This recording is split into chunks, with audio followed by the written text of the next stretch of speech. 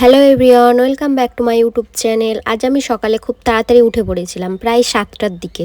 এমনিতে তো তোমাদেরকে আমি বলি যে আমি দেরি করে উঠি, মানে 9টা-10টার দিকে, কিন্তু আজ একটু সকালে ঘুমটা ভেঙে গিয়েছিল। কিসের জন্য জানি না, রাতে তো দেরি করে ঘুমিয়েছিলাম, তবুও সকালে ঘুমটা ভেঙে গিয়েছিল। তো ঘুম থেকে উঠে শরীরটা একটু ভালোই লাগছিল। সকাল সকাল উঠলে সবারই শরীরটা একটু ফ্রেশ লাগে, তো আমারও ভালো লাগছিল আজকে। তো দেখলাম যে গাছে অনেকগুলো লঙ্কা ধরেছে, আর আমার একটু লঙ্কা দরকার ছিল। তো দেখলাম ফ্রিজে লঙ্কা নেই, তো ভাবলাম যে নিয়ে আসি পেরে। তো লঙ্কা পাড়তে গিয়েছিলাম।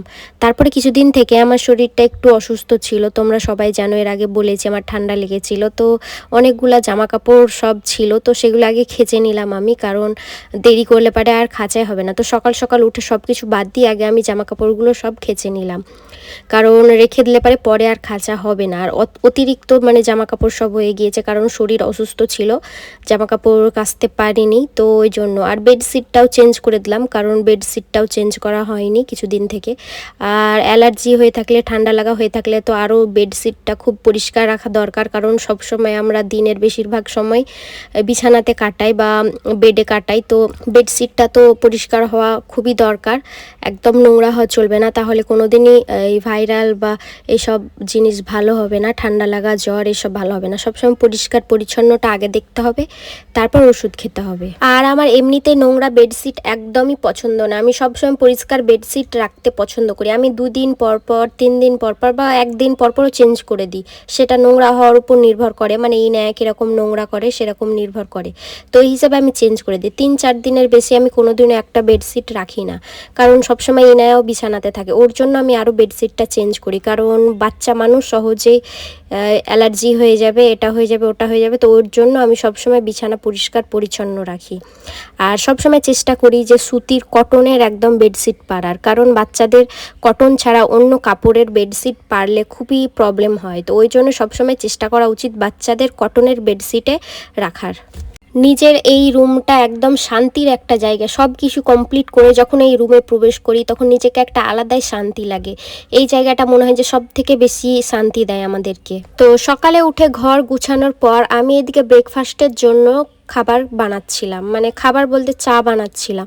এদিকে আমাদের জন্য চা বানাচ্ছিলাম, আর একদিকে বাড়িতে কাজ চলছে, ওদের জন্যও চা বানাচ্ছিলাম। তো 2 দিকে চা চাপিয়ে দিয়েছিলাম, আর এদিকে আমি মুড়ি মাখাচ্ছিলাম। মুড়িতে আমি এদিকে দিয়েছিলাম শসা, গাজর, লঙ্কা। এভাবে মুড়ি মাখিয়ে খেলে খুব ভালো লাগে। তোমরা কে কে এভাবে গাজর, শসা সব কিছু দিয়ে খাও? আমি তো খুব পছন্দ করি এভাবে খেতে। আমাদের জন্য এইদিকে দুধ চা বানাচ্ছিলাম, আর ওদের জন্য ওইদিকে ব্ল্যাক টি বানাচ্ছিলাম, কারণ ওরা কাজ করবে, সকালে যদি দুধ চা খায় তো পেটের প্রবলেম হতে পারে। তো ওই জন্য আমরা ব্ল্যাক টি দিতেই পছন্দ করি। কোনো দিন দিই দুধ চা, কিন্তু বেশিরভাগই লাল চা দিতেই পছন্দ করি। আর ওরাও লাল চা খেতে পছন্দ করে, বলে যে আমাদেরকে লাল চা দিবে সকাল সকাল, ওই জন্য ওদেরকে লাল চাই দিই। আমরা ব্রেকফাস্ট কমপ্লিট করার জন্য ইনায়ার জন্য এদিকে ব্রেকফাস্ট বানাচ্ছিলাম, কারণ ইনায়া উঠে পড়েছিল। তো ওর জন্য আমি আগে থেকে একটা ডিম সেদ্ধ করে রেখে দিয়েছিলাম, আর এদিকে খিচুড়ি বানাচ্ছিলাম। খিচুড়িতে আমি অনেক রকমের সবজি দিয়েছিলাম, কারণ সবজি দিয়ে বাচ্চাদেরকে খিচুড়ি দিলে সেটা খুবই পুষ্টিকর হয়।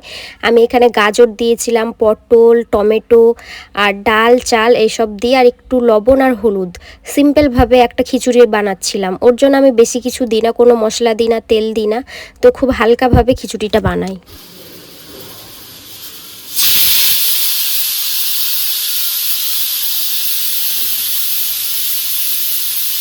আর এই দেখো, তোমাদের সাথে গল্প করতে করতে গরম গরম খিচুড়ি রেডি হয়ে গিয়েছে। তো খিচুড়ির সাথে আমি একটু ডিমও দিয়ে দিয়েছিলাম ওকে। তো ওকে খিচুড়ি খাওয়া দাওয়ার পরে আমি এদিকে কাজে লেগে পড়েছিলাম, সবজি কাটার কাজে। আমার প্রত্যেক দিনেরই এটা কাজ। তো তারপরে বাইরের দিকে বসেছিলাম, আর একটা ছোট ফ্যান আছে আমাদের, ব্যাটারি ফ্যান, তো ওটা চালিয়ে দিয়েছিলাম, কারণ প্রচুর গরম লাগছিল। রুমে ফ্যান চালালেও এইদিকে হাওয়াটা আসে না, তো ওই জন্য আমি একটা ছোট ফ্যান নিয়ে বসেছিলাম। এইদিকে আমাকে বসে থাকতে খুব ভালো লাগে, সামনে সবুজ গাছপালা অনেকগুলা, তারপর হাওয়া আসে, সব কিছু দেখতে পাওয়া যায়। তো এখানে আমি বসে থাকি, খুব ভালো লাগে এই জায়গাটায়। আর এদিকে কাজও করছিলাম তার সাথে সাথে। আমি ইউটিউবের অ্যালগোরিদম নিয়ে তোমাদের কাছে কিছু জানতে চাই, যে ভিডিও আমি প্রায় এই ইউটিউব চ্যানেলে 4 বছর থেকে কি 3 বছর থেকে আপলোড করছি। মানে যখনই কোথাও যাওয়া হয়, ভালো জায়গা বা কোনো জায়গায়, আমি ভিডিও আপলোড করি কিছুদিন পর পরই, কিন্তু আজ পর্যন্ত একটা ভিডিওতেও ভালো ভিউজ আসেনি। তো আমি ভেবেছি যে 3 মাস থেকে এক নাগাড়ে আমি প্রত্যেক দিন ভিডিও আপলোড করব। মানে অসুস্থতার কারণে বা বিশেষ কোনো কারণে ভিডিও না আপলোড করতে পারি, পারি, কিন্তু রেগুলার আমি ভিডিও আপলোড করার চেষ্টা করব, এটা আমি চ্যালেঞ্জ নিয়েছি। ব্লগিং কন্টেন্ট ভাইরাল হওয়া অনেক মানে কঠিন ব্যাপার, কারণ ব্লগিং কন্টেন্ট কেউ সার্চ করে পায় না। এটা যে যার ভিডিও দেখে তার সাথে মানে একটা ফ্যামিলির সাথে কোনো হয়ে যায়, তখন সে ভিডিও দেখতে শুরু করে। কিন্তু অন্য টপিক নিয়ে শিক্ষণীয় কোনো ভিডিও চালে সেটা সার্চ করে মানুষ দেখে, তো ওগুলোতে ভিউজ বেশি হয়। কিন্তু ব্লগিং ভিডিওতে সহজে ভিউজ আসে না, কিন্তু যখনই ভিউজ চলে আসবে, লোকের কাছে পৌঁছে যাবে, তখন কিন্তু প্রচুর পরিমাণে ভিউজ আসবে আর প্রচুর ভাইরাল হবে। তো এইটুকুই বলা ছিল তোমাদের কাছে ইউটিউব নিয়ে। তো তোমাদের এই বিষয়ে যদি কোনো মতামত থাকে, কোনো নলেজ থাকে, তো অবশ্যই আমাকে জানিও, আমার খুব সুবিধা হবে। তো যাই হোক, আজকে আমি বানাচ্ছিলাম এইদিকে ধোসা। আবার প্রত্যেক দিনই বাড়িতে আমাদের ধোসা বানানো হচ্ছে, তো আজকে বানাচ্ছিলাম বাড়িতে যারা কাজ করতে এসেছে ওদের জন্য। আর এদিকে আমি একটু চিনি নিয়ে ক্যারামেল বানিয়ে নিচ্ছিলাম, কারণ আজকে আমি একটা পিঠা বানাবো, তো ওটার জন্যই দুধ দিব এটাতে। তো আগে ক্যারামেল বানিয়ে নেবো, তাহলে দুধের কালারটা খুব সুন্দর আসে। তো এর আগে আমি কোনোদিন ক্যারামেল এভাবে বানাইনি, তো প্রথমবার বানাচ্ছি, দেখা যাক কীরকম হয়। প্রথমে আমি অল্প চিনি দিয়ে দিয়েছিলাম আর তার মধ্যে একটু জলও দিয়ে দিয়েছিলাম, কারণ শুধু চিনি দিলে সেটা লেগে যাবে, তো একটু জল দিলে সেটা ভালোভাবে ক্যারামেল করা যায় আর রঙটাও সুন্দর আসে। তো চিনি জল দেওয়ার পরে একটু থেকে গেলে হবে না, শুধু নাড়াচাড়া করেই যেতে হবে, একটুও থামালে হবে না চামচকে।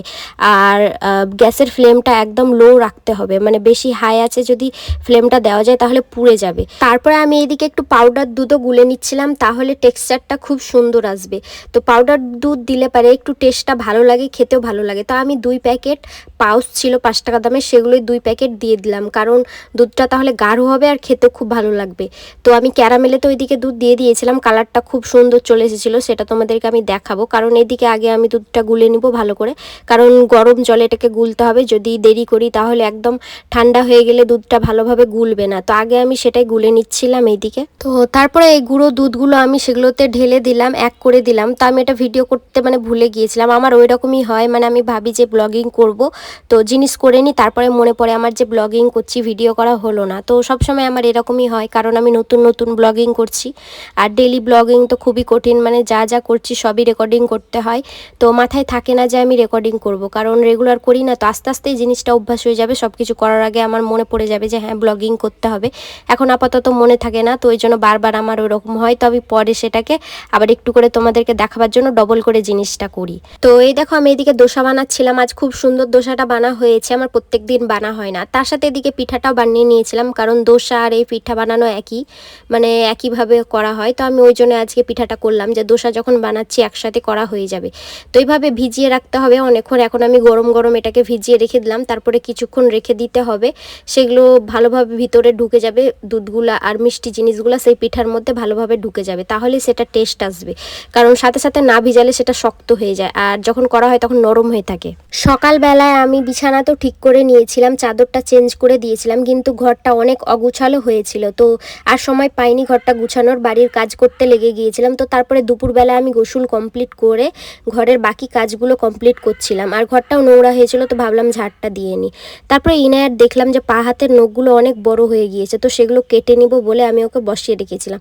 ও হাতের আঙুলের নখ খুব সহজে কেটে নেয়, কিন্তু পায়েরটা কাটতে চায় না, মানে পায়ে ওকে নাকি সুরসুরি লাগে, কেমনই লাগে, তো ও সহজে কাটতে দেয় না, মানে টেনে টেনে নেয়। কিন্তু হাতেরগুলা খুব ভালোভাবে দিয়ে দেয়, অন্য বাচ্চাদের মতো বিরক্ত করে না, খুব সহজেই কাটতে দেয়। তো আমাকে খুব ভালো লাগে ইনায়ার এই জিনিসটা, ওষুধ খাওয়া, তারপর নখ কাটা, এসব জিনিসগুলো ইনায়া খুবই সহজেই শুনে নেয়, একটু বিরক্ত করে না। আর এই জিনিসটা দেখতে পাচ্ছ, এটা খুবই সুন্দর একটা জিনিস, ইনায়ার আন্টি ইনায়াকে এটা দিয়েছে, তাজমহলের একটা ছোট খেলনা। ওরা গিয়েছিল তাজমহল দেখতে, তো সেখান থেকে ইনায়ার জন্য এটা নিয়ে এসেছিলো। আমাদেরও যাওয়ার কথা ছিল, কিন্তু গরমের জন্য আমরা যেতে চাইনি, আর তখন প্রচুর পরিমাণে গরম পড়েছিল কিছুদিন আগে। তো এটা ছিল একটা কোম্পানির দিক থেকে ট্যুর ছিল একটা নিয়ে যাওয়ার, সেইখানে দিল্লিতে, রাজস্থান দিল্লি এইসবে। তো আমরা ভেবেছিলাম যে যাব, কিন্তু তারপরে যা গরম পড়লো, তারপর আমার ইচ্ছাই করলো না, শরীরও খুব একটা ভালো ছিল না, ইনায়া আমাকে বিরক্ত করবে, তো ওই জন্য আর গেলাম না। তো ইনায়ার জন্য তাজমহলটা ওই জন্য এনেছিল। পিঠাগুলো অনেকক্ষণ আমি সেগুলোতে ভিজিয়ে রেখে দিয়েছিলাম, তো তারপরে সেটা ভিজানো হয়ে গেলে সেটা ফ্রিজে রেখে দিলে খুব ভালো টেস্ট হয়। তো আমি ভাবলাম যে ফ্রিজে রেখে দিই, তাহলে ঠান্ডা ঠান্ডা খেতে অনেক ভালো লাগবে। তো আজ তো আমি ফ্রিজে ভরে রেখে দিলাম, এরপরে কীরকম হবে না হবে আমি কালকে সেটা তোমাদেরকে দেখাবো। কালকে যখন আমরা খাবো তখন সেটা তোমাদেরকে দেখাবো কেমন হয়েছে ফাইনাল রেজাল্ট। তো আজ ফাইনালি আমাদের বাইরের প্লাস্টারের কাজ কমপ্লিট হলো। কিছুদিন থেকে কাজ চলছিল, 5-6 দিন থেকে, তোমাদেরকে তো আমি বলছিলাম কবে থেকে কাজ হচ্ছে। তো আজ ফাইনালি এটা কমপ্লিট হলো। সামনেটা আমাদের বাকি ছিল, তো আজ সামনেটা হয়ে গেল, তো চারিদিক আমাদের কমপ্লিট হয়ে গেল, আর কোনো অসুবিধা থাকবে না এবার। তো দেখছো কত সুন্দর লাগছে এবার দেখতে, তখন আগে আমি ভিডিওতে দেখিয়েছিলাম তো তখন দেখতে অনেকটাই খারাপ লাগছিল। তো আজ এখানে শেষ করছি, দেখা হচ্ছে পরের দিন, টাটা।